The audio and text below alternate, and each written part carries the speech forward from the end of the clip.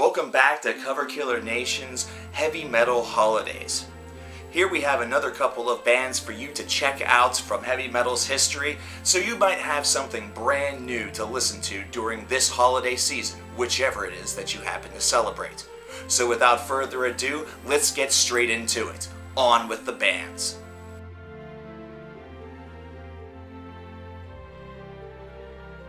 Most people unfortunately believe that black metal has remained rather static ever since its inception in the first portion of the 1990s. However, they would be very short-sighted in that assessment. Enter Leviathan.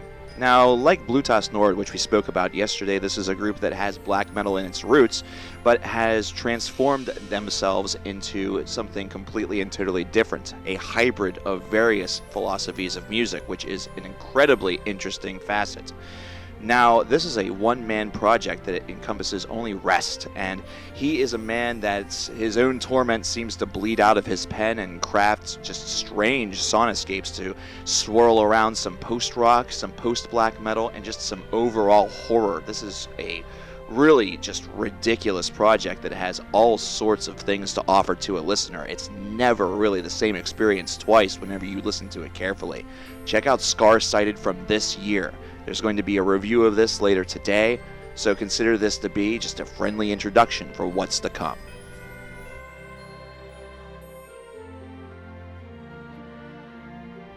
I'm sure many spooky Cradle of Filth fans were shocked to learn that For Those Who Died was not a song that they had penned. It was instead a song that was penned by the band Sabbat. Kind of similar to whenever Dimmu Borgir fans found out that Burn in Hell was written by Twisted Sister.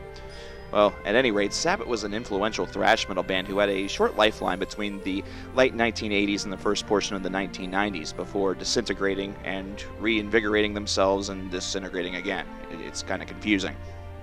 But at any rate, they are sort of the anti-Big Four thrash metal band in the respect that their lyrical content was a little bit more evil and a little bit more sinister.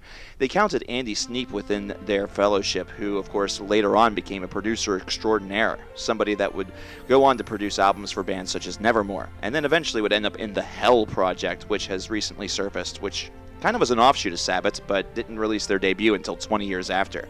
Sabbath's philosophy was one that was extremely raw, that had really interesting narratives that typically had some sort of diabolical purpose to them. This is a band that definitely needs to be checked out from the historical standpoint. That way you can understand why extreme metal that has some thrash metal flavor sort of sounds the way that it does. So, if you're a Cradle of Filth fan, go find the originator of For Those Who Died, especially with the album that you see on the screen. Check it out this holiday season.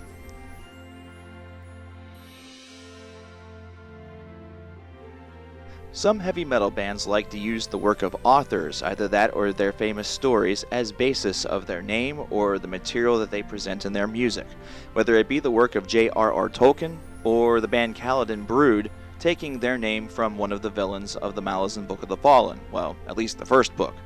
Yyrkoon instead looks at Michael Moorcock's works in order to get the basis of not only their name, but some of their lyrics. This French-based death/thrash metal product was active between 1995 and 2007, so they were able to catch onto the stride of this genre that was sort of taking place at the turn of the millennium.